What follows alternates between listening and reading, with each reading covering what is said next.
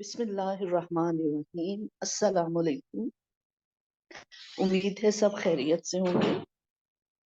اچھا، کل جو ہم نے سبق پڑھا ہے اس میں جو سیکھنے کی بات ہے وہ یہ تھی، اور بہت ہی اس سے مجھے دیکھے جیسے جیسے ہم قرآن کو پڑھتے جا رہے ہیں، ایک تو ہم نے اپنے آبجیکٹیوز کو سامنے رکھنا ہے کہ اس کے تھرو ہم اللہ کی پہچان حاصل کریں گے۔ اس کلاس کو جب ہم اٹینڈ کریں گے تو ہمیں اللہ کی پہچان حاصل ہوگی، یہ میں نے فرسٹ آبجیکٹیو رکھا ہوا اس کلاس کا۔ اور اللہ کی پہچان کیسے ہو رہی ہے؟ اللہ کی کتاب کے ذریعے۔ پھر اللہ تعالی ہمیں اپنی پہچان کس طرح کروا رہے ہیں؟ تھرو اللہ تعالیٰ کی جو صفات ہیں اس کے ذریعے ہم اللہ کو پہچان رہے ہیں۔ اور پھر اس پہچان کے بعد جو ہمارا ایک ریلیشن، ایک اسٹرانگ بانڈنگ ہوگی اللہ تعالیٰ سے انشاءاللہ، کہ اللہ سے ہم سب کا ایک اپنا تعلق پیدا ہو جائے گا۔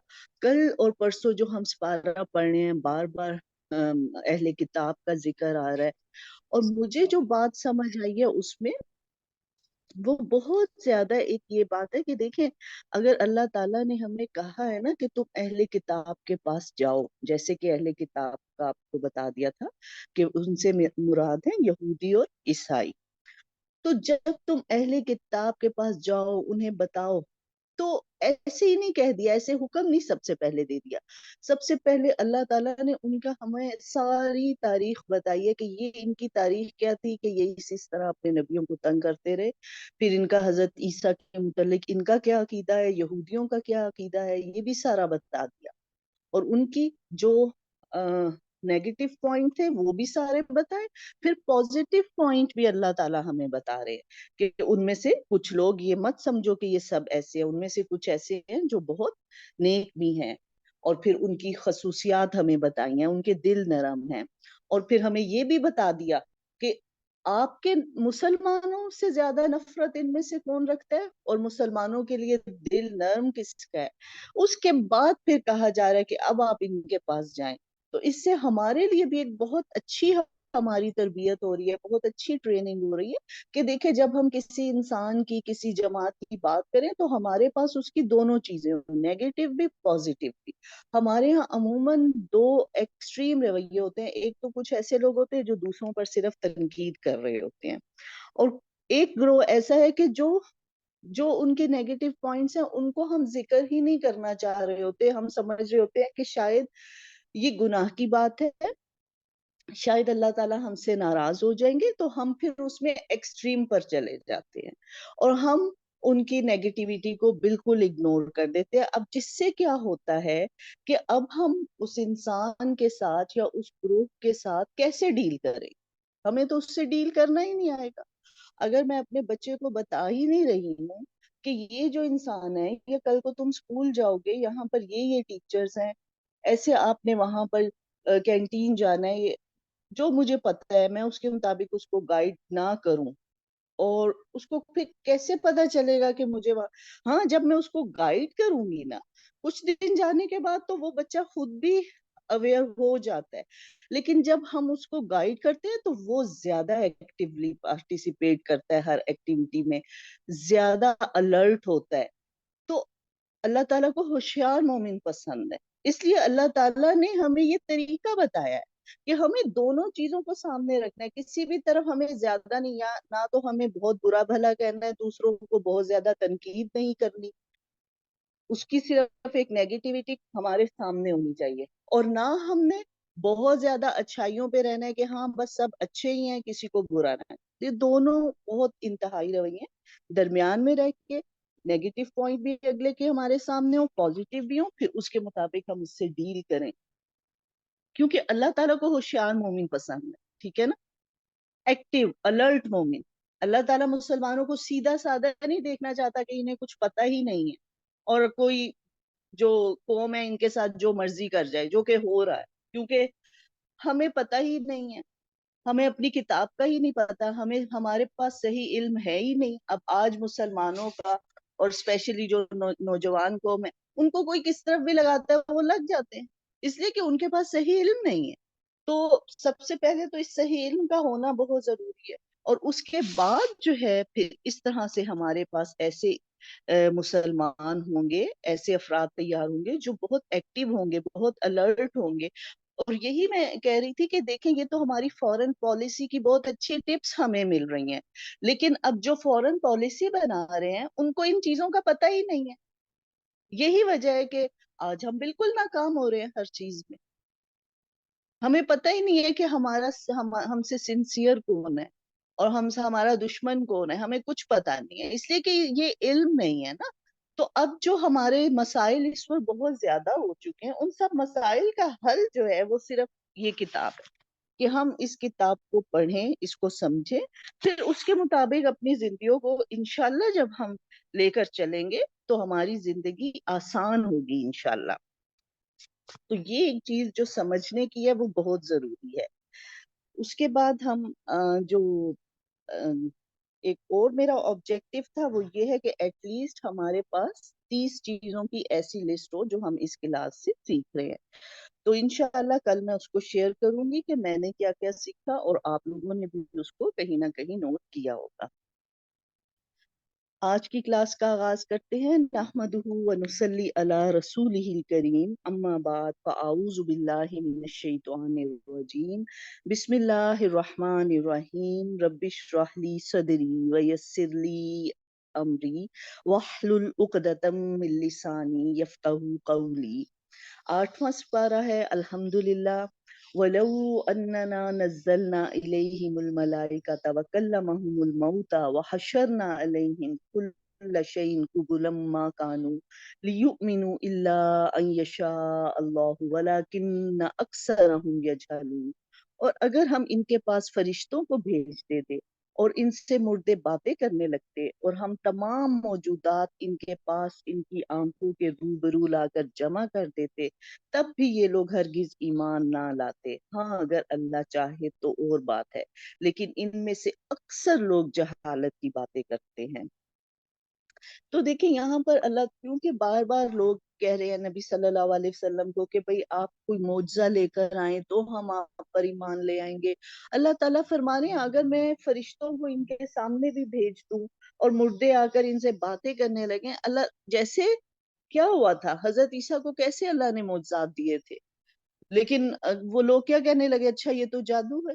موسیٰ علیہ السلام کو معجزات دیے تھے اور پھر وہ فرعون نے کیا کہا، یہ تو کھلا جادو ہے، تو کوئی نہیں مانتا۔ اللہ تعالیٰ یہ فرما رہے ہیں کہ دیکھو ماننے والے نا آپ کو ایسے بھی مان لیں گے، آپ پر ایمان لائیں گے۔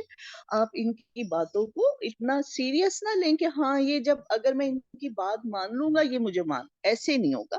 تو یہ بات اللہ تعالیٰ ہمیں پہلے بھی بتا چکے ہیں۔ اسی طرح ہم نے ہر نبی کے دشمن بہت سے شیطان پیدا کیے تھے، کچھ آدمی اور کچھ جن، جن میں سے بعضوں کو بعض چکنی چپڑی باتوں کا وسوسہ ڈالتے تھے تاکہ ان کو دھوکے میں ڈال دیں، اور اللہ تعالیٰ تو چاہتا ہے کہ یہ ایسے کام نہ کریں۔ وَذَرُوا الظَّاهِرَ الْإِثْمَ وَبَاطِنَهُ، اور تم ظاہری گناہ کو بھی چھوڑ دو اور باطنی گناہ کو بھی چھوڑو۔ بلا شبہ جو لوگ گناہ کر رہے ہیں ان کو ان کے کیے کی سزا ضرور ملے گی۔ تو اللہ تعالیٰ مسلمانوں کو کہہ رہے ہیں کہ دیکھو ایسے گناہ جو بظاہر نظر آ رہے ہیں ان کو بھی چھوڑ دو، اس کا ظاہری حصہ بھی چھوڑ دو، اور باطنی گناہ جو اندر ہی اندر ہیں، جو کہ آپ اکیلے میں کر سکتے ہو، تو ان کو بھی چھوڑ دو۔ اصل میں انسان کو تقوی کب حاصل ہوتا ہے کہ جب وہ ہر گناہ سے بچنے کی کوشش میں لگ جائے بس، اور اس کوشش میں ٹھیک ہے کبھی غلطی ہو گئی، دوبارہ غلط بات ہو گئی، پھر اپنے آپ کو پکڑا، پھر سمیٹا، پھر کہیں لیکن یہ کہ اس کوشش کو جاری رہنا ہے کہ ہم نے گناہوں سے بچنے کی، برائیوں سے بچنے کی ایک کوشش میں، ایک سفر میں بس لگے رہنا ہے۔ اور اس میں ہماری آسانی کب ہوتی ہے جب ہم کس سے مدد مانگتے ہیں، صبر کے ساتھ اور نماز کے ساتھ مدد مانگتے ہیں، پھر اللہ کی کتاب کو ساتھ لے کر چلتے ہیں۔ تو جیسے جیسے ہم اللہ کی کتاب کو پڑھتے ہیں ہمارا علم جو ہے وہ اسٹرانگ ہوتا ہے، اور جب علم اسٹرانگ ہوتا ہے تو پھر وہی علم ہمیں عمل کے لیے موٹیویٹ کرتا ہے۔ تو یہ نہیں ہو سکتا کہ آپ بغیر کتاب کے ہدایت پہ آ جائیں، بغیر کتاب کے گناہ چھوڑ دیں، وہ بہت مشکل ہوتا ہے۔ فَمَن يُرِدِ اللَّهَ أَن يَهْدِيَهُ يَشْرَحْ صَدْرَهُ لِلْإِسْلَامِ، سو جس شخص کو اللہ تعالیٰ راستے پر ڈالنا چاہے اس کے سینے کو اسلام کے لیے کشادہ کر دیتا ہے، اور جس کو بے راہ رکھنا چاہے اس کے سینے کو بہت تنگ کر دیتا ہے، جیسے کوئی آسمان میں چڑھتا ہے۔ اسی طرح اللہ تعالیٰ ایمان نہ لانے والوں پر ناپاکی مسلط کر دیتا ہے۔ اچھا، اللہ تعالیٰ جس کے لیے ہدایت کو جس شخص کو ہدایت دینا چاہتا ہے اس کے لیے اس کے سینے کو اسلام کے لیے کھول دیتا ہے۔ یعنی کہ یہ ہوتا ہے کہ جب ہم شروع میں آتے ہیں، ہمیں کوئی کہتا ہے آپ قرآن کو پڑھو سمجھو، دل تھوڑا سا تنگ ہونا شروع ہو جاتا ہے کہ اچھا بس یہ تو بار بار یہی کہہ رہے ہیں، یہ بار بار یہی کہتے ہیں۔ تو جب ہم ایک خود سے اس کا پھر ہم فیصلہ کر لیتے ہیں، جو قرآن کو پڑھتے ہیں، آہستہ آہستہ سینہ پھر کھلنا شروع ہو جاتا ہے نا۔ تو اللہ تعالیٰ چاہتے ہیں کہ اللہ جس کے لیے چاہتا ہے اس کا سینہ کھول دے، پھر وہ اس کو اسلام کے احکام اس کو مشکل نہیں لگ رہے ہوتے۔ شروع میں لگتا ہے اف نماز پڑھنا بہت مشکل ہے، ہم ایک کے لیے مشکل سے کوشش کریں گے، پھر آہستہ آہستہ جب ہم اس پہ جمتے رہیں گے، اس پہ ہمیشہ سے کوشش کرتے رہیں گے ثابت قدم ہو کے، آپ دیکھیں گے وہی مشکل ایک دم آسان ہو جاتی ہے۔ اور یہ جو چیز ہے یہ ہم دنیا کا بھی کوئی کام کرتے ہیں نا، جیسے ایک دم ہمارا جب یہ کووڈ آیا وہ بہت زیادہ کمپیوٹر کا کام ہو گیا، تو سب کچھ آن لائن ہو گیا، اور یہ ظاہر ہے ہر ایک تو اتنا وہ کمپیوٹر میں ایکسپرٹ نہیں تھا، تو وہ شروع میں دل بہت تنگ ہوتا تھا، جو بھی چیز آتی تھی اب جی آپ کو یہ کرنا ہے، یہ ڈاؤن لوڈ کرنے کے، وہ دل اتنا تنگ ہوتا تھا کہ اچھا پتہ نہیں یہ کیسے ہوگا کیا۔ وہ جب پھر کوشش کی اس میں پڑ گئے، بس وہ ایک چیز تو بہت آسان ہو گئی، وہ اتنے مزے سے ہونے لگی۔ ابھی وہ چیز آسان ہو جاتی تھی اس پہ خوش ہو رہی ہوتی تھی کہ نیکسٹ ایک چیز آ جاتی تھی کہ اب آپ کو یہ بات سیکھنی ہے، پھر اس کے لیے دل بہت تنگ، اچھا وہ آ گئی اب یہ نہیں۔ لیکن یہ ضرور ہوا کہ جس جس کے لیے کوشش کی وہ آئی ضرور۔ جب وہ نئی چیز آئی لگتا تھا مجھے تو یہ کبھی بھی نہیں آئے گی، لیکن جب میں نے اس کو کہا کہ نہیں مجھے یہ کرنا ہی ہے، تو پھر یہ ہوا کہ وہ چیزیں آسان ہوتی گئیں۔ تو جیسے جیسے ہم قرآن کو پڑھیں گے سمجھیں گے، لگے گا شروع میں کہ کچھ چیزوں سے دل ہمارا گھٹ رہا ہے، لیکن ہم اس پر جب لگے رہیں گے نا ثابت قدم ہو کر، آپ خود دیکھیں گے کہ دل آہستہ آہستہ کھلتا جائے گا۔ اچھا، اب اس سے یہ پتہ چلتا ہے کہ جیسے اللہ جس کے لیے چاہے گا وہ کھولے گا، اور جس کے لیے نہیں چاہے گا اس کا تنگ ہی رہے گا، نہیں ایسی بات نہیں ہے۔ پھر ہمیں کیا کرنا ہے؟ دعا کرنی ہے۔ کیا دعا کرنی ہے؟ رب اشرح لی صدری۔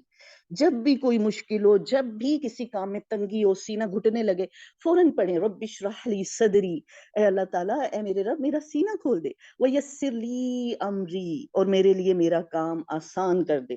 تو جو بھی کام مشکل لگے، جب بھی سینہ گھٹنے لگے، ہم نے یہ دعا ضرور پڑھنی ہے، اور پھر یہ دعا کہ اللہ تعالیٰ میرے دل کو ہدایت کے لیے نرم کر دے، تو انشاءاللہ پھر اللہ تعالیٰ کی مدد سے سینہ انشاءاللہ کھلنا شروع ہو جاتا ہے۔ وَهَذَا صِرَاطُ رَبِّكَ مُسْتَقِيمًا، اور یہی تیرے رب کا سیدھا راستہ ہے۔ ہم نے نصیحت حاصل کرنے والوں کے لیے آیتوں کو صاف صاف بیان کر دیا ہے۔ لَهُمْ دَارُ السَّلَامِ عِنْدَ رَبِّهِمْ، ان لوگوں کے لیے ان کے رب کے پاس سلامتی کا گھر ہے۔ وَهُوَ وَلِيُّهُمْ، اور اللہ تعالیٰ ان سے محبت رکھتا ہے ان کے اعمال کی وجہ سے۔ اللہ کس وجہ سے؟ ان لوگوں سے جن کے لیے اللہ تعالیٰ نے سینہ کھول دیا اور جو سیدھے رستے پر چلے، اور ان کے لیے اللہ نے سلامتی کا گھر تیار کیا ہوا ہے، جنت۔ جنت کو سلامتی کا گھر کہا جاتا ہے۔ تو اللہ تعالیٰ فرما رہے ہیں اللہ نے ان کو اپنا دوست رکھا ہوا ہے، ان سے محبت کرتا ہے، کس وجہ سے؟ کہ وہ جو عمل کر رہے ہیں، تو عمل سے زندگی بنتی ہے جنت کی، جہنم کی۔ یہ ہمارے عمل ہیں، یہ ہمارے کام ہیں جو یا تو ہمیں جنت کی طرف لے کے جا رہے ہیں یا ہمیں جہنم کی طرف لے کے جا رہے ہیں۔ تو ہم نے خود دیکھنا ہے کہ ہم کون سے کام کر رہے ہیں۔ کیا ہم ایسے کام کر رہے ہیں کہ ہمارے لیے جنت کا راستہ نزدیک ہو رہا ہے، یا ہم کہیں ایسے کام تو نہیں کر رہے کہ جنت ہم سے دور ہوتی جا رہی ہے؟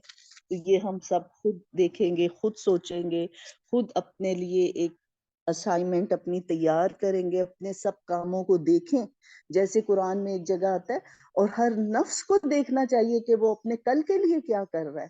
تو ہر وقت ہمیں اپنا انالیسس خود ہی کرنا ہے، یہ کوئی آ کر نہیں کرے گا، نہ کوئی آ کے ہمیں بتائے گا، ہم نے خود اپنا انالیسس کرنا ہے۔ وہ یوم یحشرہم جمیعا، اور جس روز اللہ تعالیٰ تمام خلائق کو جمع کرے گا، اے جماعت جن اور انس، تم نے انسانوں میں بہت سے اپنا لیے۔ تو اللہ تعالیٰ جنوں سے بھی فرما رہے ہیں، اس سے پتہ چلتا ہے جن بھی مکلف ہیں، یعنی کہ نہ صرف انسانوں کا حساب ہوگا قیامت کے دن، بلکہ جنوں کا بھی حساب لیا جائے گا، ان سے پوچھا جائے گا کہ تم کیا کرتے رہے، کیونکہ جنوں کو ایک فوقیت کیا کہ جن ہم جنوں کو نہیں دے سکتے لیکن جن ہمیں دیکھ رہے ہیں، ٹھیک ہے نا؟ تو ان سے پوچھا جائے گا، جس کی وجہ سے جن بعض اوقات زیادتی بھی کرتے ہیں انسانوں کے ساتھ۔ تو اس دن اللہ تعالیٰ ان دونوں سے سوال پوچھیں گے، اے جنات اور انسانوں کی جماعت، کیا تمہارے پاس تم میں سے پیغمبر نہیں آئے تھے جو تم سے میرے احکام بیان کرتے تھے اور تم کو اس آج کے دن کی خبر دیتے تھے؟ وہ سب عرض کریں گے کہ ہم اپنے اوپر اقرار کرتے ہیں، ان کو دنیا کی زندگی نے بھول میں ڈال رکھا تھا اور یہ لوگ نہیں۔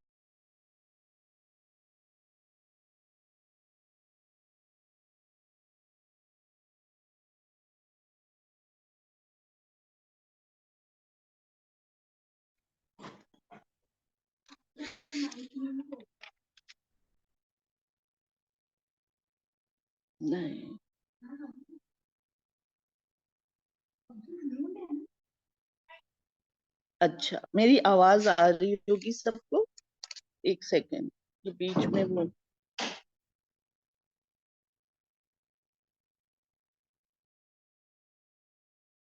جی جی آواز آ رہی ہے؟ اچھا ٹھیک ہے، جزاک اللہ۔ تو یہاں پر کیا کہا جا رہا ہے کہ اللہ تعالیٰ جنوں سے پوچھیں گے، کہ جنوں سے اور انسانوں سے دونوں سے پوچھ رہے ہیں کہ کیا تمہارے پاس تمہارے رب کی طرف سے رسول نہیں آئے تھے جنہوں نے تمہیں رب کے احکام پڑھ کر سنائے تھے؟ اور پھر وہ خود اس کا اقرار کر رہے ہیں کہ ہاں آئے تھے، ہمارے پاس نبی آئے تھے، انہوں نے ہمیں حق اور سچ بات بتائی تھی، لیکن کیا ہوا، غلطی کہاں ہوئی، ہمیں تو دنیا کی زندگی نے دھوکے میں ڈال دیا، اللہ معاف کرے۔ لیکن اس وقت پھر اس اقرار کا کوئی فائدہ نہیں نہ ہوگا، وہ اقرار تو اللہ تعالیٰ ہم سے دنیا میں کروانا چاہ رہے ہیں، اسی لیے بار بار پوچھا جا رہا ہے، بار بار کہا جا رہا ہے کہ دیکھو اپنی زندگی کی طرف دیکھو، تم کیا کر رہے ہو، تم کیا کر رہے ہو، تمہارے کام کس طرح کے ہیں، کن لوگوں کے ساتھ ہو۔ ہر روز ہم پڑھ رہے ہیں، کل ہم نے یہ پڑھا کہ اپنی صحبت کو دیکھو، زندگی میں ہم کیا کر رہے ہیں، بار بار یہی کہا جا رہا ہے نا۔ تو اللہ تعالیٰ وہ اقرار ہم سے دنیا میں کروانا چاہ رہے ہیں تاکہ پھر ہماری اصلاح ہو، اس دن تو اقرار فائدہ نہیں دے گا۔ قُلْ تَعَالُوا أَتْلُ مَا حَرَّمَ رَبَّكُمْ عَلَيْكُمْ أَلَّا تُشْرِكُوا، آپ کہیے کہ آؤ میں تم کو وہ چیزیں پڑھ کر سناؤں جن کو تمہارے رب نے تم پر حرام فرما دیا ہے، وہ یہ کہ اللہ کے ساتھ کسی کو شریک نہ کرنا۔ تو یہ نمبر ایک، اللہ نے کیا چیز حرام کر دی کہ اللہ کے ساتھ کسی کو شریک نہ ٹھہرانا، اور ماں باپ کے ساتھ احسان کرنا، اور اپنی اولاد کو افلاس کے سبب قتل مت کرو، ہم تم کو اور ان کو رزق دیتے ہیں، اور بے حیائی کے جتنے طریقے ان کے پاس بھی مت جاؤ، خواہ وہ اعلانیہ ہو یا پوشیدہ، اور جس کا خون کرنا اللہ تعالیٰ نے حرام کر دیا اس کو قتل مت کرو، ہاں مگر حق کے ساتھ، اس کا تم کو تاکیدی حکم دیا ہے تاکہ تم سمجھو، اور یتیم کے مال کے پاس نہ جاؤ مگر ایسے طریقے سے جو کہ مستحسن ہے، یہاں تک کہ وہ اپنی جوانی کو پہنچ جائے، اور ناپ تول پورا پورا کر کے دو انصاف کے ساتھ، ہم کسی شخص کو اس کی طاقت سے زیادہ تکلیف نہیں دیتے، اور جب تم بات کرو تو انصاف کی کرو، وہ شخص قرابت دار ہی ہو، اور اللہ تعالیٰ سے جو عہد کیا ہے اس کو پورا کرو، ان کا اللہ تعالیٰ نے تم کو تاکیدی حکم دیا تاکہ تم یاد رکھو۔ تو بار بار بتایا جا رہا ہے کہ دیکھو شرک نہیں کرنا، ماں باپ کا بار بار ذکر آ رہا ہے کہ ماں باپ کے ساتھ احسان کرو، احسان کے ان کے حق سے بھی زیادہ دینا۔ تو یہ تو حق دینا ہی ماں باپ کا بہت مشکل ہے، اس سے زیادہ دینے کی جب بات آ گئی تو اس کا کیا مطلب ہے کہ ان کے ساتھ بہت نرمی سے، بہت شفقت کے ساتھ چلو، اور پھر اپنی اولاد کو غربت کے ڈر سے مت قتل کرو۔ اسی طرح کیا کہا گیا کہ جو گناہ کے کام ہے، فحاشی کے، بے حیائی کی جو چیزیں، ان کے قریب بھی مت جاؤ. پھر یتیم کے مال کو ناجائز طریقے سے مت کھاؤ، ناپ تول کو پورا کر کے دیا کرو. کتنی اہم باتیں ہیں نا، اور ہم لوگ دیکھیں ان چیزوں سے، اس کتاب سے دور ہیں. یہ چیزیں ہمارے ڈسکشن میں ہوتی ہی نہیں ہیں. یہی چیزیں جب عام ہوں گی انشاءاللہ، ڈسکشن میں ہوں گی، دکاندار جو ہیں، تاجر حضرات، ان تک بھی یہ باتیں پہنچیں گی، تو پھر کیوں نہیں یہ مسائل حل ہوں گے. وَأَنَّ هَذَا صِرَاطِ مُسْتَقِيمًا، اور یہ کہ یہ دین، یہی میرا سیدھا راستہ ہے، تو اس راستے پر چلو، دوسری راہوں پر مت چلو. اب اللہ تعالیٰ صاف صاف بتا رہے ہیں کہ دیکھو یہ ہم، کیونکہ کیا ہم نے پہلے ہی دن کیا دعا مانگی تھی، سورۃ الفاتحہ پہلے صفحے پر یہ دعا مانگ رہے ہیں. پھر 5 نمازوں میں، 5 نمازوں کی ہر رکعت میں مانگ رہے ہیں اہدنا الصراط المستقیم. 5 نمازوں کی ہر رکعت میں ہم یہ دعا پڑھ رہے ہیں اہدنا الصراط المستقیم، کہ اللہ تعالیٰ ہمیں سیدھا راستہ دکھائیں. اب دیکھیں اس دعا کے جواب میں اللہ تعالیٰ ہمیں بتا رہے ہیں کہ یہ ہے میرا سیدھا راستہ، اسی راستے پر چلو، ادھر ادھر کے راستوں پر مت چلو.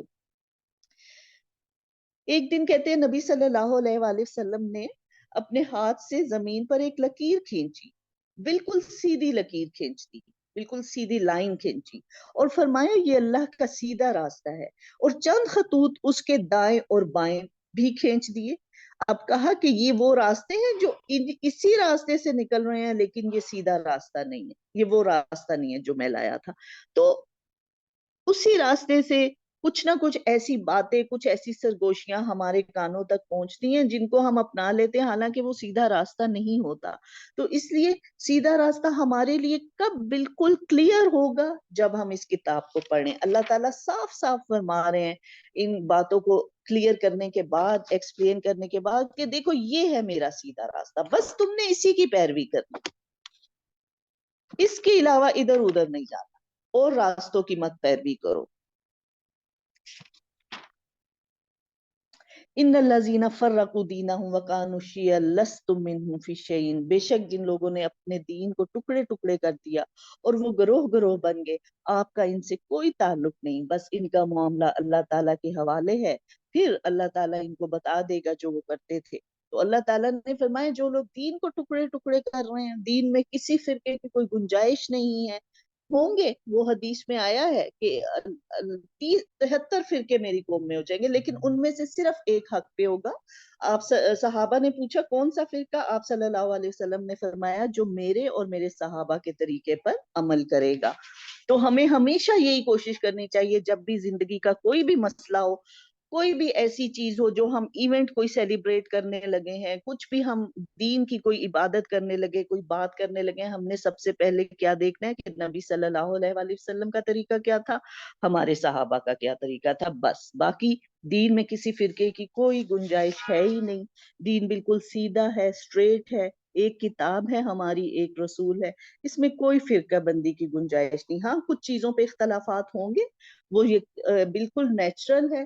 اب جیسے ایک بتایا گیا، ایک وہ عالم بتا رہے تھے کہ قرآن کی مثال ایک سمندر کی طرح ہے.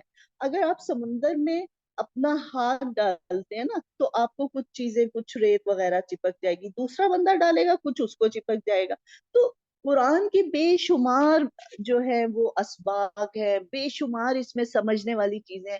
ہو سکتا ہے میں ایک دفعہ اس کو پڑھوں تو مجھے کوئی اور بات سمجھ آ جائے اسی آیت میں سے، کوئی دوسرا بندہ اس کو پڑھے، اس کو کوئی اور سمجھ آ جائے. اب میں یہ نہیں کہوں گی کہ یہی صحیح ہے، ہم یہ کہیں گے کہ یہ دونوں صحیح ہیں، اس نے بھی صحیح سمجھا، میں نے بھی صحیح سمجھا، کیونکہ قرآن کے اندر بہت ڈیپتھ ہے، بہت گہرائی ہے.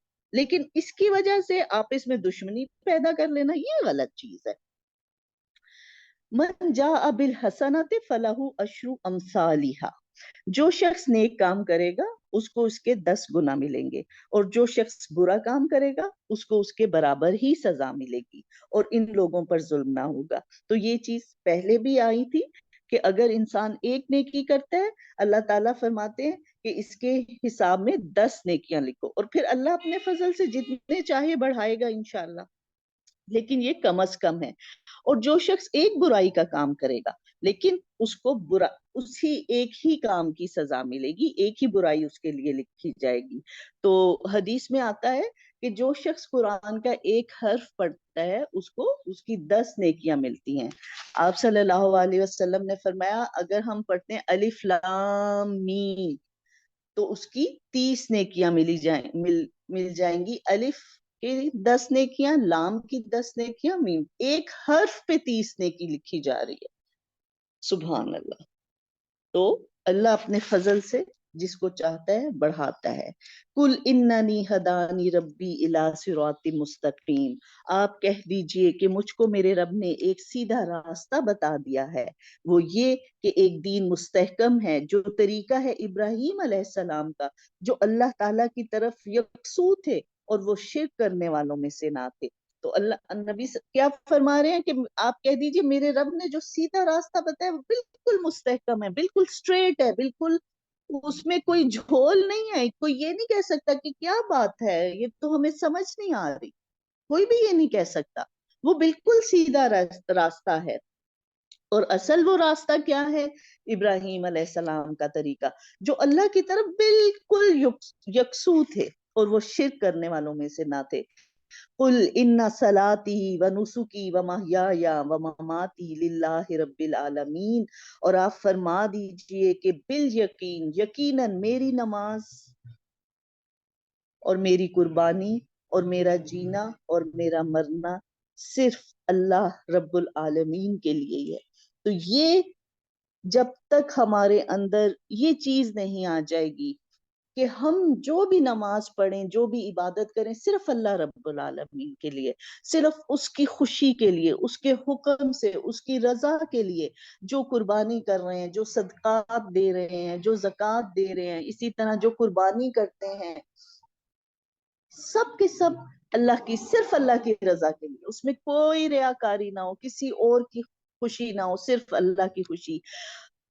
وہ محیا، اور میری ساری زندگی، سب زندگی ہم یہ کہہ دیں، ہم جب تک اس سٹیج پر نہ آئیں کہ ہم کہ بس یہ میری زندگی اللہ رب العالمین کے لیے، مجھے جو بھی کام کرنا ہے اللہ کی خوشی کے لیے کرنا ہے، اور ومماتی، اور میرا مرنا بھی اسی کے راستے پہ ہو، انہی کوششوں میں مجھے موت آ جائے۔ آمین، اللہ کرے اللہ تعالی ہم سب کو ان لوگوں میں کر دے۔ اللہم انی اسألک من فضلک، اللہم انی اسألک من فضلک۔ تو ان صلاتی و نسکی و محیای و مماتی للہ رب العالمین، بے شک میری نماز، میری قربانی، میرا جینا، میرا مرنا صرف اللہ رب العالمین کے لیے ہو۔ آمین یا رب العالمین۔ اور میں اللہ کے سوا کسی اور کو رب بنانے کے لیے تلاش کروں، حالانکہ وہ مالک ہے، وہ ہر چیز کا مالک ہے، اور جو شخص بھی کوئی عمل کرتا ہے وہ اسی پر رہتا ہے، کوئی کسی دوسرے کا بوجھ نہیں اٹھائے گا۔ پھر تم کو اپنے رب کے پاس ہی جانا ہے۔ تو کس طرح ہم اپنے دوستوں کے لیے کوششیں کر رہے ہوتے ہیں دنیا کی زندگی میں، اپنی اولاد کے لیے کہ ان کو فائدہ ہو جائے، لیکن وہ دن کیا ہوگا؟ بہت ہی عجیب دن ہوگا، بہت ہی خوفناک دن ہوگا کہ اس دن ہر رشتے سے ہم آنکھیں چرا رہے ہوں گے، ہم اپنے بچوں کی طرف بھی نہیں دیکھ رہے ہوں گے کہ کہیں یہ ہم سے نہ کچھ مانگ لے، کہیں ان کے کسی عمل کا ہم پر نہ نام آ جائے۔ اپنے بہن بھائیوں سے بھی نظریں چرا رہے ہوں گے، شوہر اپنی بیوی اور بیوی اپنے شوہر سے نظریں چرا رہی ہوگی، ماں باپ اپنے بچوں سے نظریں چرا رہے ہوں گے کہ یہ نہ ہو کہ ان کی کسی گناہ کے وبال میں ہم نہ آ جائے، کہیں انہیں ہمیں نہ کچھ دینا پڑ جائے، سب کو اپنی جان کی فکر ہوگی۔ اللہ تعالیٰ ہمیں اس دن کی تنگی سے، اس دن کی ہولناکی سے بچائے، لیکن بس یہی وقت ہے کہ ہم اس کے لیے کوشش کریں، کیونکہ اللہ تعالیٰ کیا فرما رہے ہیں؟ کوئی کسی دوسرے کا بوجھ نہیں اٹھائے، جو ہم نے کام کیے اس کا حساب ہمیں ہی دینا ہو، جو ہمارے منہ سے بات نکلی اس کا حساب ہمیں ہی دینا ہو، اس لیے بہت الرٹ ہونے کی ضرورت ہے۔ اللہ ہمیں معاف فرمائے، جب بھی غلطی ہو جائے، جب کوئی ایسی بات نکلے، کوئی ایسی چیز دیکھ لے، فوراً معافی مانگ لے اللہ سے، اور پھر اپنے رستے کی طرف لگ جائے، سیدھے کی رستے، اس سیدھے رستے کی طرف جس پہ چل کر ہی نجات ہو سکتی ہے۔ अल्लाह ताला हम सबको इस रास्ते पर चलने की तौफीक अता फरमाए, आमीन। बिस्मिल्लाहिर्रहमानिर्रहीम। यहाँ से सूरतुल आराफ शुरू हो रही है। बिस्मिल्लाहिर्रहमानिर्रहीम। सूरतुल आराफ। अलिफ लाम मीम सॉद। किताबुन उन्जिला इलैका फला यकुन फी सदरिका हरजुन मिन्हु लितुनज़िरा बिही व ज़िक्रा लिलमुमिनीन। अलिफ लाम मीम स्वाद। ये एक किताब है जो आपके पास इसलिए भेजी गई कि आप इसके जरिए से लोगों को डराएं, सो आपके दिल में इससे बिल्कुल तंगी ना हो, और ये नसीहत है ईमान लाने वालों के लिए। तुम लोग इसका इत्तबा करो जो तुम्हारे रब की तरफ से आई है, और अल्लाह ताला को छोड़कर दूसरे शरीकों की मत इत्तबा करो, तुम लोग बहुत कम ही नसीहत पकड़ते हो। अच्छा, यहाँ पर बार बार एक दफा पहले भी आया कि अक्सर लोग नहीं मान लाने वाले, अक्सर लोग नसीहत हासिल, कम ही होंगे जो नसीहत पकड़ेंगे। और हमारी ये आमतौर पर जो हमारा क्या है एटीट्यूड, कि हम कहते हैं अच्छा फैशन है, सब कर रहे हैं, हमें भी करना चाहिए। हालांकि अल्लाह ताला बार बार फरमा रहे हैं कि अक्सरियत लोग राह रास्त पर नहीं होंगे, कम ही लोग होंगे जो नसीहत हासिल करते हैं। तो इसलिए हमें अक्सरियत की पैरवी से भी बचना चाहिए। आगे जो है वो सूरत, फिर एक दफा हम पहले भी सूरतुल बकरा में किस्सा पढ़ चुके हैं कि जैसे अल्लाह ताला ने हजरत आदम अलैहिस्सलाम की तख्लीक की और फरिश्तों को हुक्म दिया था कि आप जो है वो इनको सजदा करें, और सब फरिश्तों ने किया लेकिन इब्लीस ने नहीं किया। अच्छा, और जब इब्लीस ने नहीं किया तो अब वो क्या देखें, अकड़ रहा आगे से, यानी कि ये हमें बताया था कि देखो जब इब्लीस को पता चला कि मुझसे गलती हो गई है तो वो अकड़ गया, लेकिन आदम अलैहिस्सलाम को जब पता चला कि मुझसे गलती हो गई है तो वो तौबा इस्तगफार करने लग गए, रोने लगे। तो ये जो एक इंसान के अंदर क्या है कि जब वो अपनी गलतियों को महसूस कर लेता है तो फिर वो उसको मान के तौबा इस्तगफार में लग जाता है। लेकिन इब्लीस क्या कह रहा है, वो कह रहे हैं मैं इन पर हमला करूंगा, यानी अब वो दुश्मनी कर रहा है आदम से, इंसान से, फिर इन पर हमला करूंगा, इनके आगे से भी, इनके पीछे से भी, इनकी दाहिनी जानिब से भी, इनके बाएं जानिब से, और आप इनमें से अक्सर को शुक्र गुजार नहीं पाएंगे। यानी इब्लीस कह रहा है मैं इनको ऐसे वसवसे डालूंगा कि ये नाशुक्री पर मैं इनको आमादा ही रखूंगा। और बिल्कुल वाकई मैं ये देख रही होती हूँ कि ठीक है, महंगाई जो है वो बहुत ज्यादा हो गई है, परेशानी है सबके लिए, लेकिन जब मैं देखती हूँ मैं कहती हूँ कि अल्लाह ताला हम अपनी नेमतों को हम इस्तेमाल कर रहे हैं, हम खा पी रहे हैं, सब चीजें हम इस्तेमाल कर रहे हैं, ठीक है उसकी परेशानी है, लेकिन हमें तो अल्लाह ताला ने कहीं कमी नहीं होने दी। अल्लाह ताला हमें कहीं ना कहीं से दे रहे हैं और हम वो चीजें इस्तेमाल कर रहे हैं। अल्हम्दुलिल्लाह, ऐसा कभी नहीं हुआ कि हम खाए बगैर सो जाएं। अल्लाह का शुक्र है, बच्चों की फीसें भी दी जा रही हैं, पेट्रोल बहुत महंगा हो गया, लेकिन शुक्र है अल्लाह का, अल्लाह ताला हमें दे रहे हैं। लेकिन शैतान का क्या हर्बा है कि बस इनको मायूस कर दूं, इनको गमगीन कर दूं, और ये नाशुक्री पर होता है। तो ये जो चीज है ना, इस हरबे को हमने पहचानना है। और मैं तो ये समझती हूँ कि जैसे वो हदीस में आता है ना कि नबी सल्लल्लाहु अलैहि वसल्लम ने फरमाया क्यामत के दिन बहुत से, क्यामत के जब करीब बहुत से फितने नमूदार होंगे। तो अ, सहाबा ने पूछा कि उससे उनसे निबटने का, उनसे मुकाबला करने का तरीका क्या होगा। आप सल्लल्लाहु अलैहि वसल्लम ने फरमाया अल्लाह की किताब, इसको, इसी में तुम्हारे से पहले लोगों की भी खबरें हैं, तुमसे बाद आने वालों का भी जिक्र है। तो इसको जो पकड़ेगा वो इस फितने में साबित कदम रहेगा। तो ये जो मैं समझती हूँ, जैसे कोविड था, मैं तो उसको यही समझती थी बस ये एक फितना है, और बस हम अल्लाह से जिक्र करते रहें, कुरान को पढ़ते रहें, समझते समझाते रहें, इंशाल्लाह ये गुजर जाएगा अपने वक्त में, और अल्हम्दुलिल्लाह गुजर गया। अब मैं तो ये महंगाई का बहुत ज्यादा मुझे भी हो रही होती है, जब सुन लूं, अव्वल तो खैर इतना मैं इसको नहीं जहन में लाती, लेकिन जब जिक्र आता है, कोई चीज खरीदती हूँ तो होता है वो हो ये पहले इतने की थी, अब, फिर मैं फौरन उस चीज हदीस को जहन में लाती हूँ कि बस क्यामत के करीब बहुत से फितने होंगे और ये अल्लाह की किताब, बस ये इनका इलाज है। और मैं फिर इसको पढ़ना शुरू हो जाती हूँ और दिल में इतना सुकून आ जाता है कि बस वो जहन से निकल ही जाती है, दिल को सुकून मिल जाता है कि बस नहीं अब कुछ नहीं हो सकता। تو اس सब का जो इलाज है ना परेशानियों का, गमों का, वो इसी, क्योंकि अब वो शैतान हमारे साथ लगा हुआ है, वो हमें गमगीन भी कर रहा है, मायूस भी कर रहा है, और वो हमें नाशुक्री पर उभारता है कि अच्छा देखा अब ये हो गया, मैंने इतनी मेहनत की थी अब ये हो गया। नहीं, अल्लाह ताला भी ठीक कर देंगे, वो हर चीज पे कादिर है। एक दफा नुकसान हो गया कोई नहीं, फिर हम आगे बढ़े, अल्लाह ताला उसमें हमें खैर दे देगा कहीं ना कहीं से। लेकिन जब हजरत आदम अलैहिस्सलाम को से गलती हुई, तो वो क्या कहने लगे, हजरत आदम और हव्वा, क़ाला रब्बना ज़लमना अनफुसना व इन लम तग़फिर लना व तरहमना लनकुनन्ना मिनल खासिरीन। दोनों दोनों ही दुआ करने लग गए, ए हमारे रब, हमने अपने ऊपर बहुत जुल्म कर लिया, बहुत नुकसान हो गया हमारा, अगर आप हमारी मग़फ़िरत नहीं करेंगे, हम पर रहम नहीं फरमाएंगे, हम तो बहुत खसारा पाने वालों में हो जाएंगे। तो ये जो चीज है ना, अल्लाह से इस्तिग़फ़ार, अल्लाह के आगे रोना, तड़पना, रब्बना ज़लमना अनफुसना व इन लम तग़फिर लना व तरहमना लनकुनन्ना मिनल ख़ासिरीन, ये नहीं हमने छोड़नी। जो गलती हो गई, जो नुकसान हो गया, कहते सहाबाए कराम को जब तकलीफ आती थी वो इस्तिग़फ़ार पढ़ना शुरू हो जाते थे। वो कहते थे हमसे कोई गलती हुई, हालांकि कितने नेक लोग थे, लेकिन सोचने का अंदाज देखिए ना, ये पॉजिटिव थिंकिंग, और कुरान आपको पॉजिटिव थिंकिंग देता है।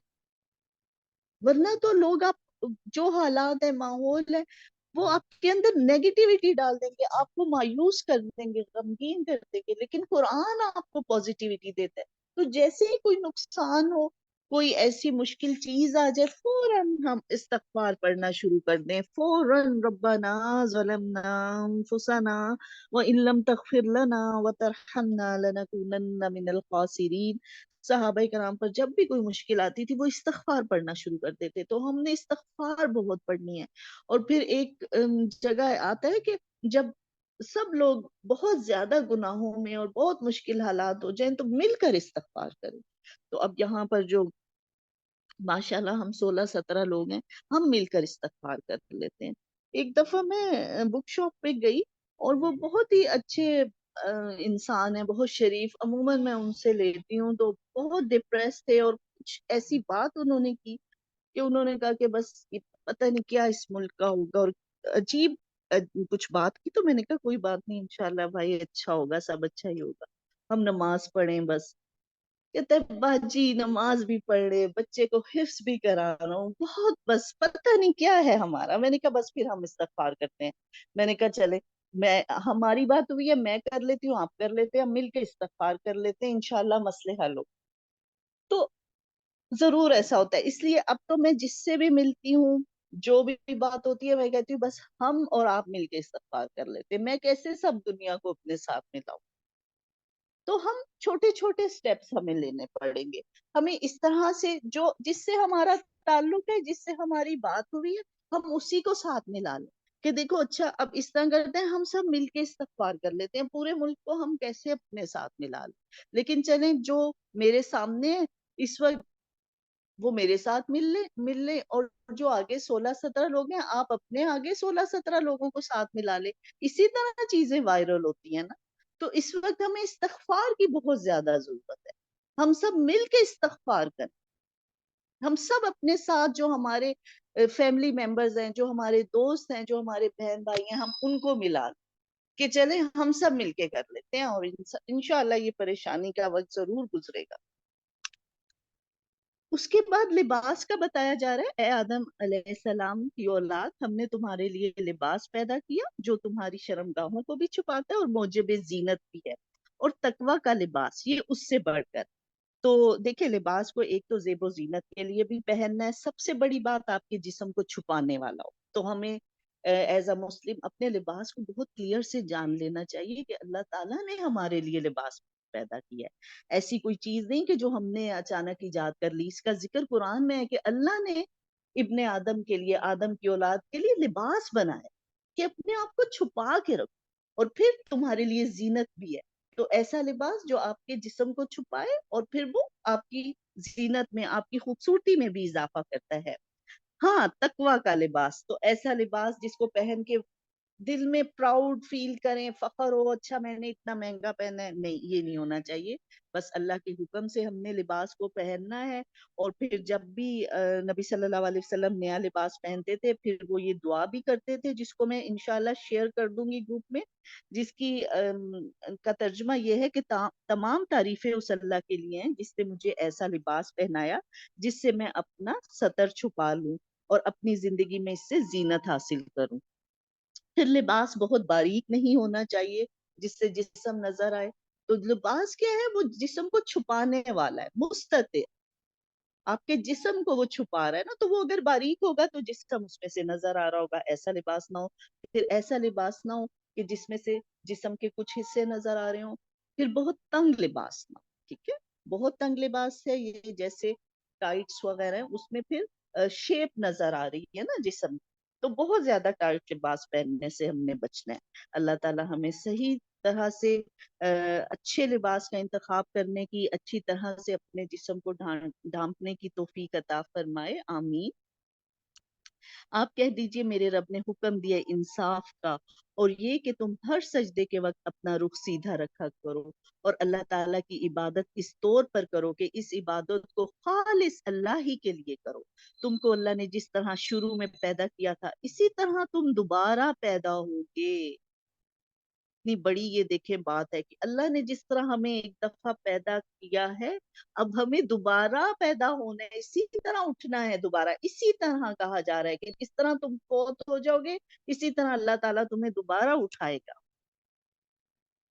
ए औलादे आदम, तुम मस्जिद की हर हाजिरी के वक्त अपना लिबास पहन लिया करो, खूब खाओ और पियो और हद से मत निकलो। तो यहाँ पर कहते हैं बहुत से सल्फ का कौल है कि अल्लाह ताला ने इसमें हमें आधी हिकमत समझा दी है, वकुलू वशरबू वला तुसरिफू, खाओ पियो मगर इसराफ ना करो। इसराफ क्या है? हद से ज्यादा खा लेना या बिल्कुल छोड़ दे, ये है इसराफ में दोनों चीजें आ जाती हैं। तो इत्तदाल के साथ खाओ पियो, भूख रख के खाओ। नबी सल्लल्लाहु अलैहि वसल्लम ने फरमाया भूख रख कर खाओ। तो अगर हम बहुत ज्यादा खा लेंगे वो भी हमारे जिस्म के लिए नुकसानदेह होगा, बीमारी का सबब बनेगा। और अगर हम बहुत खाना पीना छोड़ देंगे, हद से कम ही खाएंगे, तो वो चीज भी हमारे अंदर कमजोरी पैदा करेगा। तो इसलिए अल्लाह ताला फरमा रहे खाओ पियो मगर इसराफ ना करो, इन्नहु ला युहिब्बुल मुसरिफीन। अल्लाह ताला इसराफ करने वालों को पसंद नहीं करता। तो अल्लाह ताला को क्या राह पसंद है? इतदाल की राह पसंद है। पैसा खर्च करने में भी क्या बताया गया कि इसराफ ना करो, ना ये कि बहुत ज्यादा फजूल खर्ची करो, ना बुखल करो कि अब जरूरत आ गई तब भी खर्च नहीं, एक दरमियान का रास्ता। बात करने में भी इतदाल, ना बहुत ज्यादा खामोश रहो ना बहुत ज्यादा बोलो, एक इतदाल का रास्ता होना चाहिए। इसी तरह खाने पीने में भी इतदाल। तो इस्लाम जो है वो एक मोतदिल दीन है, आपको दरमियान में रहना वो सिखाता है। अच्छा, सूरतुल आराफ जो है वो थोड़ा सा मैं इसका जिक्र कर दूं कि ये जिस नाम पर रखी गई है वो है आराफ, एक क़यामत के दिन एक मकाम का नाम है। कहते हैं कि जब जन्नत वाले जन्नत में चले जाएंगे और जहन्नुम वाले जहन्नुम में चले जाएंगे, तो कुछ लोग ऐसे होंगे जिनका अभी फैसला नहीं होगा, डिले हो जाएगा, लेटर ऑन रिजल्ट हो जाएगा। कैसे? कि उनकी नेकियां और इतनी नहीं होंगी कि उनको जन्नत में ले जाया जाए, और बुराइयां भी इतनी नहीं होंगी, दरमियान दरमियान एक जितने होंगे बुराइयां और नेकियां। अब उनका फैसला रोक दिया जाएगा कि इनको कहाँ खड़ा किया भेजा जाए, जन्नत में भेजा जाए या जहन्नुम में भेजा जाए। तो ये है आराफ, जिसके नाम पर सूरत है, और उस मकाम को आराफ कहते हैं। तो उसके मुतल्लिक ये आयात हैं कि वबैनहुमा हिजाबुन व अलल आराफी रिजालु यारिफूना कुल्लम बिसीमाहुम, और इन दोनों के दरमियान एक आड़ होगी और आराफ पर बहुत से आदमी होंगे। वो लोग हर एक को उनकी शक्लों से पहचानेंगे और अहले जन्नत को पुकार कर कहेंगे अस्सलाम वालेकुम। अभी ये अहले आराफ जन्नत में दाखिल नहीं हुए होंगे और वो उसकी उम्मीद करते होंगे।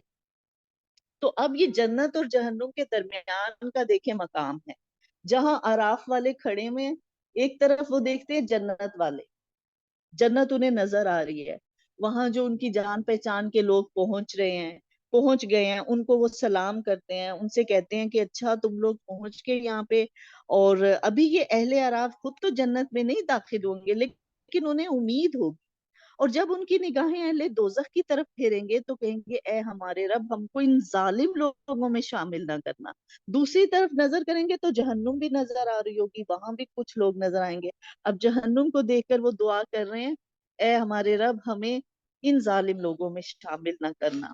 وَنَادَى أَصْحَابُ الْأَعْرَافِ رِجَالًا يَعْرِفُونَهُمْ بِسِيمَاهُمْ، اور اہل اعراف بہت سے آدمیوں کو جن کو ان کے قیافہ سے پہچانیں گے، پکاریں گے، کہیں گے تمہاری جماعت اور تمہارا اپنے آپ کو بڑا سمجھنا تمہارے کچھ کام نہ آیا، کیا یہ وہی ہیں جن کی نسبت تم قسمیں کھا کھا کر کہتے تھے کہ اللہ تعالیٰ ان پر رحم نہ کرے گا، ان کو یوں حکم ہوگا جاؤ جنت میں، تم پر نہ کوئی خوف ہے نہ غمگین ہوگے، تو وہ کچھ اکڑ کے رہنے والے جیسے وڈیرے ٹائپ لوگ ہوتے ہیں تو وہ غریبوں کا مذاق اڑاتے تھے کہ ہاں دیکھو یہ اللہ کا نام لینے والے انہیں کو جنتیں ملنی ہیں، کہیں گے وہ دیکھو وہ تو جنت میں چلے گئے ہیں، اور وہ جو اکڑنے والے وہ جہنم میں چلے جائیں گے، تو آراف والے کہیں گے دیکھو تم ان کا مذاق اڑاتے تھے تو وہ تو جنت میں پہنچ گئے ہیں، اور دوزخ والے جنت والوں کو پکاریں گے کہ ہمارے اوپر تھوڑا پانی ڈال دو یا اور ہی کچھ دے دو جو اللہ نے تم کو دے رکھا ہے، جنت والے کہیں گے اللہ تعالیٰ نے دونوں چیزوں کی کافروں کے لیے بندش کر دی ہے،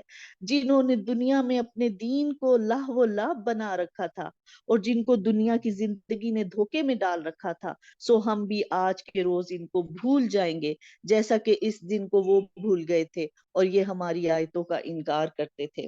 حدیث میں آتا ہے کہ قیامت والے دن اللہ تعالیٰ اس قسم کے بندے سے کہے گا کیا میں نے تمہیں بیوی بچے نہیں دیے تھے، تمہیں عزت و اکرام نہیں دیا تھا، کیا تمہیں میں نے گاڑیاں نہیں دی تھی، سواریاں نہیں دی تھی، اونٹ گھوڑے تمہارے تابع نہیں کیے تھے، کیا تم سرداری کرتے ہوئے لوگوں سے چنگی وصول نہیں کرتے تھے؟ وہ کہے گا کیوں نہیں یا اللہ یہ سب باتیں صحیح ہیں۔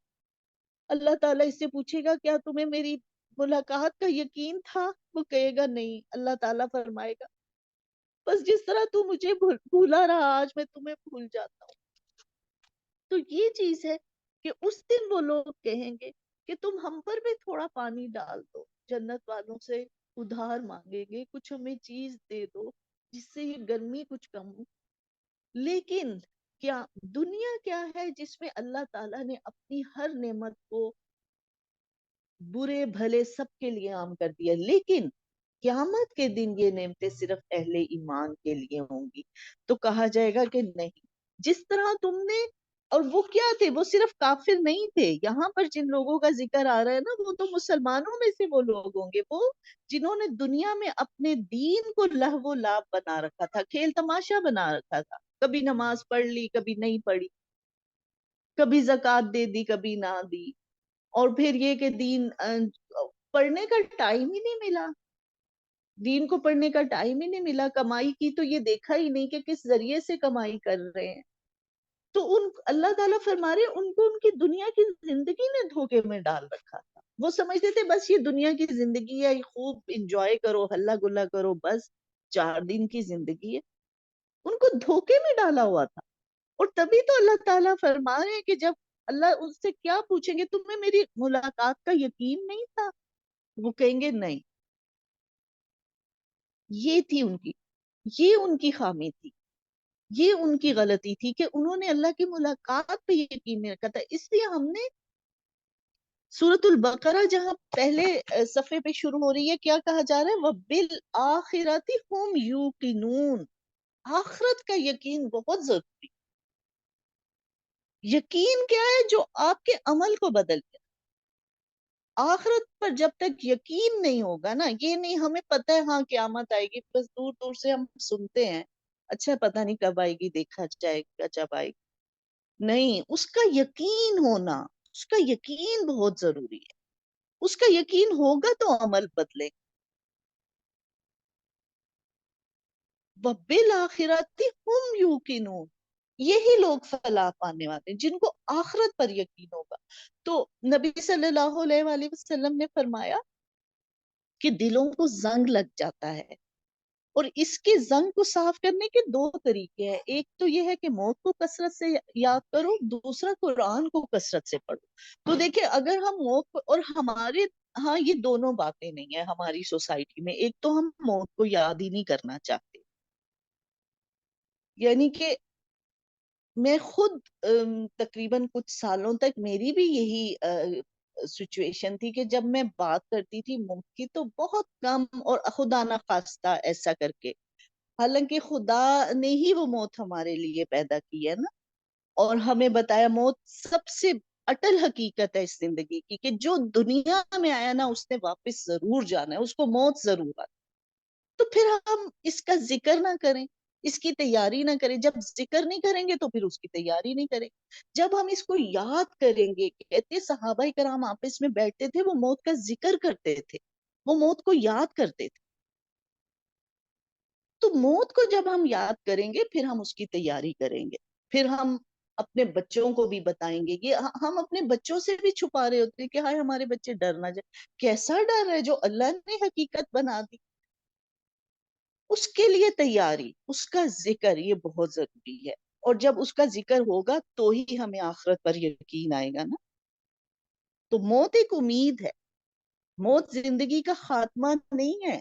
موت تو ایک امید کا نام ہے مسلمان کے لیے, کہ اچھا یہاں سے تو بس جانا ہی ہے جی, جتنا بھی ہمارا ٹائم ہوا وہ ہم گزار کے جائیں گے. اس کے بعد ہمیں دوبارہ اٹھنا ہے, ہمیں زندہ ہونا ہے. زندہ رہنے کے لیے کون انسان ہے جو موت چاہتا ہے؟ کوئی انسان موت نہیں چاہتا, ہر انسان زندہ رہنا چاہتا ہے.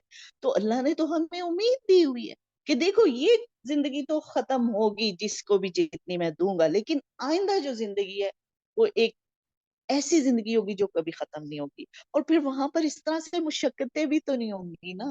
جنت میں جائیں گے انشاءاللہ, آرام سے سلامتی کا گھر ہوگا, نیک لوگوں کا ساتھ ہوگا. کہتے ہیں وہ کوئی لغو بات نہیں سنیں گے. جو مجھے جنت کی سب سے مزے کی بات لگی نا, وہ یہ تھا کہ وہاں پر وہ کوئی لغو بات نہیں سنیں گے.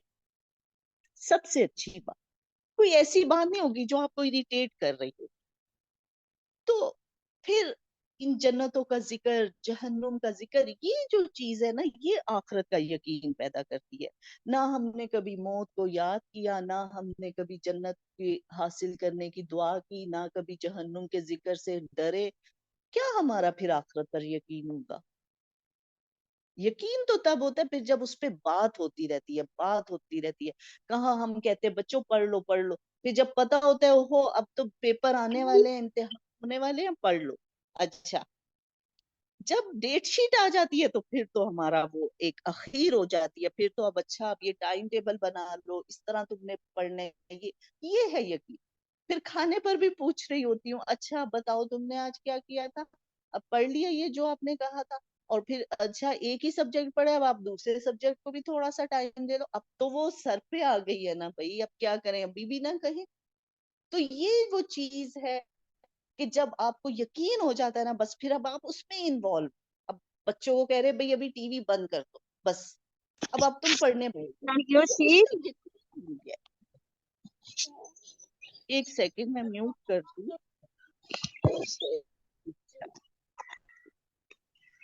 ابھی بھی کسی کا اچھا.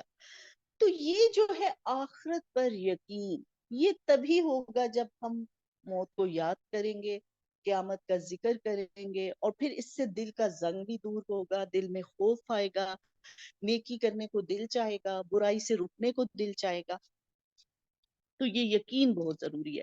کیونکہ وہ کیا کہہ رہے ہیں کہ ان کا کیا قصور تھا کہ وہ کہتے تھے انہیں رب سے ملاقات کا یقین ہی نہیں تھا. حالانکہ وہ مسلمان تھے, پر وہ بس یہ کہ دنیا کی زندگی میں اتنا محو ہو گئے تھے کہ سوچنے کا بھی کہاں ٹائم ہے. اگر ہم دنیا کی زندگی میں دیکھیں کتنی ہماری مصروفیت ہے, کتنی مصروفیت ہے. جاب بھی کر رہے ہیں, گھر کو بھی سنبھال رہے ہیں, بچوں کو بھی دیکھنا ہے, رشتہ داریوں کو بھی نبھانا ہے, گروسری بھی کرنی ہے. اور ابھی تو وہ شاپنگ ہی اتنی لمبی ہوتی ہے کہ میں کہتی ہوں, وہ کہتے ہیں اچھا بس, کیسے لوگ کہتے ہیں اچھا سب کچھ آ گیا, بس سب کچھ تو آتا ہی نہیں ہے, آگے کچھ نہ کچھ تیار ہوتا ہے. اتنا کچھ ہے کہ وہ ہم تو مگن ہو جاتے ہیں اس میں. بالکل ٹائم نہیں ہے. تو وہ کیسے کہ جب تک اس کتاب کے لیے ٹائم نہیں نکالیں گے. میں تو روز ہی جب بھی یہ ایک سپارہ پڑھ رہی ہوں, جو بھی منزل طے کر رہی ہوں, اس کا کنکلوژن یہی ہے کہ بس میں اس کتاب کو اب پکڑے رکھوں، اسی کو سمجھوں، اسی کو سمجھاؤں، اس سے ہٹ کے نہیں ہے ہماری نہ تو غم سے نجات ہو سکتا ہے، نہ مایوسی سے نکلیں گے، نہ یہ دنیا میں کامیابی کوئی ہوگی، نہ اگلی زندگی میں کوئی کامیابی نظر آ رہی ہے اس کے بغیر۔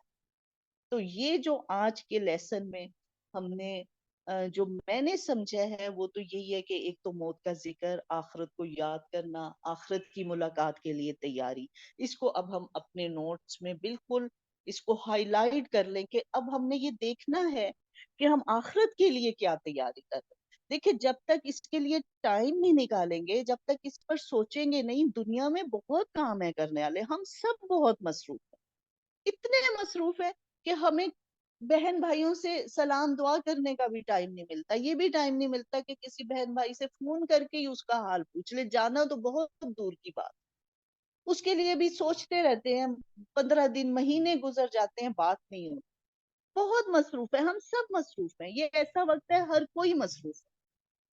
تو جب تک سوچیں گے نہیں، جب تک ٹائم نہیں نکالیں گے، آخرت سے ملاقات پر یقین نہیں ہو سکتا۔ اس کے لیے یقین کیسے ہوگا؟ جب اس کتاب کے لیے ٹائم نکالیں گے اور ایسے لوگوں سے ملیں، ایسے لوگوں کی صحبت ہو جن کو دیکھ کر رب یاد آئے، اور پھر اس کتاب کے لیے وقت نکالیں، اپنی چیزوں کو دیکھیں کون سی چیزیں ہماری فالتو ہو رہی ہیں، کس پہ ہم زیادہ ٹائم دے رہے ہیں، اس سے نکال کے کتاب کے لیے وقت نکالنا یہ بہت ضروری ہے۔ تو ان چیزوں کو اب ہم نے اپنی زندگی میں لے کر آنا ہے کہ اب تو ہم دنیا کی زندگی میں تو یہ کر رہے ہیں، لیکن اب آخرت کی زندگی کے لیے ہم کیا کریں، اس کے لیے ہم نے اب ٹائم ٹیبل بنانا ہے۔ جیسے ہم اپنی دنیا میں جب بھی کوئی اہم ایگزام آ جاتا ہے اس کے لیے ہم پھر ٹائم ٹیبل بناتے ہیں، پہلے تو عام طریقے سے کر رہے ہوتے ہیں، لیکن اب اہم ایگزام آ گیا نا، بورڈ کا ایگزام آ گیا، اب اس کے لیے ہمیں ٹائم ٹیبل بنانا ہے، اس کے لیے پھر ہم ٹیوشنیں بھی لگا رہے ہوتے ہیں، پیسے بھی خرچ کر رہے ہوتے، وقت بھی دے رہے ہوتے، سب کچھ کھپا دیتے اپنے آپ کو کہ بس اس پہ ہمیں کامیاب ہونا ہے۔ اسی طرح اس بڑے امتحان میں کامیابی کے لیے ہم نے اپنے آپ کو کھپانا ہے، اس کی طرف لے کے آنا ہے، اس کے لیے سوچنا ہے، تاکہ میں کہتی ہوں اللہ ہمیں آراف والوں میں بھی نہ رکھے، وہ کتنا مشکل ٹائم ہوگا کہ ابھی فیصلہ پتہ نہیں، امید تو ہے، امید تو وہ کریں گے کہ شاید اللہ تعالیٰ ہمیں جنت میں بھی بھیجے، لیکن جہنم میں بھی جا سکتے ہیں بھائی، ابھی تو کوئی فیصلہ تھوڑی آیا ہوگا، تو وہ بہت ان کے لیے بہت مشکل ٹائم ہوگا۔ اللہ ہمیں ان میں سے نہ رکھے، اللہ کرے کہ اللہ تعالیٰ ہمیں جنت میں جانے والوں میں کرے، آمین یا رب العالمین۔ تو یہیں پر میں آج کی بات کو ختم کرتی ہوں، تھوڑی سی دعا کر لیتے ہیں۔ وآخر دعوانا ان الحمد للہ رب العالمین۔ سبحان اللہ و بحمدہ، سبحان اللہ العظیم۔ اللہم صلی علی محمد وعلی آل محمد کما صلیت علی ابراہیم وعلی آل ابراہیم انک حمید مجید۔ اللہم بارک علی محمد وعلی آل محمد کما بارکت علی ابراہیم وعلی آل ابراہیم انک حمید مجید۔ ربنا ظلمنا انفسنا وان لم تغفر لنا وترحمنا لنكونن من الخاسرين۔ ربنا اصرف عنا عذاب جہنم ان عذابها كان غراما انها ساءت مستقرا ومقاما۔ رب ارحمهما كما ربياني صغيرا، رب ارحمهما كما ربياني صغيرا، رب ارحمهما كما ربياني صغيرا۔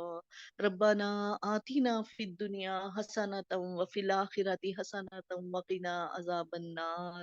اللهم احسن عاقبتنا في الأمور كلها وأجرنا من خزي الدنيا وعذاب الآخرة۔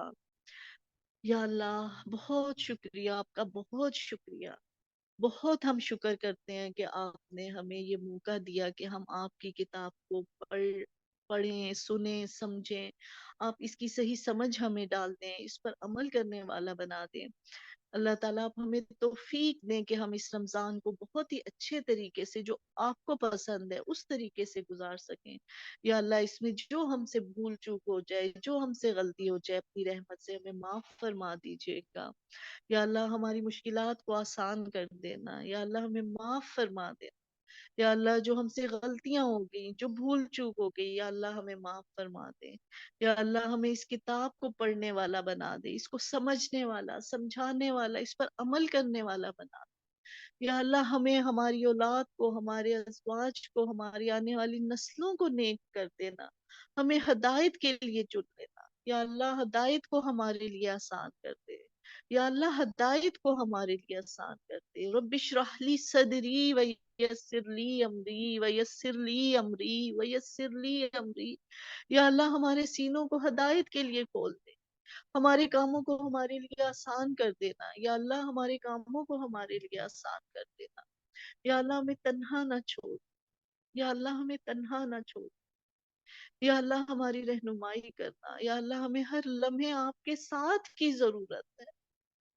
یا اللہ ہمیں ہر لمحے آپ کے ساتھ کی ضرورت ہے۔ آپ ایک لمحے بھی ہمیں ہمارے حوالے مت کر۔ یا اللہ ہم اپنے تمام معاملات کو آپ کے حوالے کرتے ہیں۔ یا اللہ ہم اپنے تمام معاملات کو آپ کے حوالے کرتے ہیں۔ آپ ان میں خیر ڈال دیں، آپ ان کی اصلاح کر دیں۔ یا اللہ ہماری رہنمائی فرما۔ یا اللہ ہماری رہنمائی فرما۔ یا اللہ ہمیں سیدھا راستہ دکھا۔ یا اللہ ہمیں اس راستے پر ثابت قدم رکھنا۔ یا اللہ ہمیں جنت الفردوس میں داخل کر دینا۔ یا اللہ اپنی رحمت سے ہمیں جنت الفردوس میں داخل کر دینا۔ یا اللہ ہمیں جہنم کی آگ سے بچا لینا۔ یا اللہ ہمیں جہنم کی آگ سے بچانا۔ یا اللہ ہمیں جہنم کی آگ سے بچانا۔ یا اللہ جو ہمارے والدین، جو ہمارے رشتہ دار، جو مسلمان مرد اور عورتیں فوت ہو چکے ہیں، ان سب کی مغفرت فرما دے۔ یا اللہ ان سب کی قبروں کو کشادہ رکھنا، ان سب کو اپنی جنتوں میں رکھنا۔ یا اللہ ہماری مشکلات کو آسان کر دینا۔ یا اللہ ہمیں اپنے والدین کے لیے صدقہ جاریہ بنا دے، اور ہماری اولاد کو ہمارے لیے صدقہ جاریہ بنانا۔ یا حی یا قیوم برحمتک نستغیث، برحمتک یا ارحم الراحمین، لا الہ الا انت سبحانک انی کنت من الظالمین، لا الہ الا انت سبحانک انی کنت من الظالمین، لا الہ الا انت سبحانک انی کنت من الظالمین۔ یا اللہ آپ کی ذات بہت پاک، ہم بہت بلند، ہم سے بہت غلطیاں ہوئی، بہت نادانیاں ہوئی۔ یا اللہ آپ ہمیں معاف کر، یا اللہ آپ ہمیں معاف فرما۔ یا حی یا قیوم برحمتک نستغیث، یا حی یا قیوم برحمتک نستغیث، یا حی یا قیوم برحمتک نستغیث۔ ربنا تقبل منا انك انت السميع العليم وتب علينا انك انت التواب الرحيم۔ اللهم صل على محمد وعلى آل محمد كما صليت على إبراهيم وعلى آل إبراهيم إنك حميد مجيد۔ اللهم بارك على محمد وعلى آل محمد كما باركت على إبراهيم وعلى آل إبراهيم إنك حميد مجيد۔ آمين يا رب العالمين۔